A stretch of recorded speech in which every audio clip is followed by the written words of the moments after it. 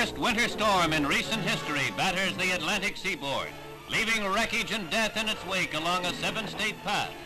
Beginning as a heavy snowfall, the killer tempest buries parts of Virginia in 3 feet of snow before carrying its wet cargo out to sea.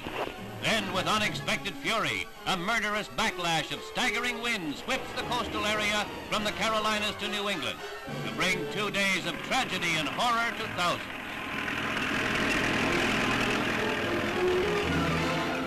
Sweeping in on winds of near hurricane force, snow, sleet, and rain rake metropolitan New York, disrupting ferry, rail, and highway service, closing schools and flooding streets and buildings.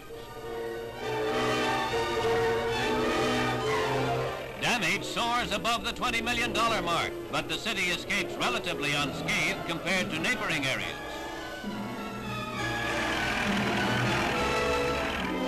In the Southampton area of Long Island, scores of homes disappear into the floodwaters, and many others, unable to resist the violent winds and angry tides, are crumpled like matchsticks or washed out to sea. No respecter of class, the violent storm uproots stately mansions along Millionaire's Row, as well as smaller cottages on the beachfronts.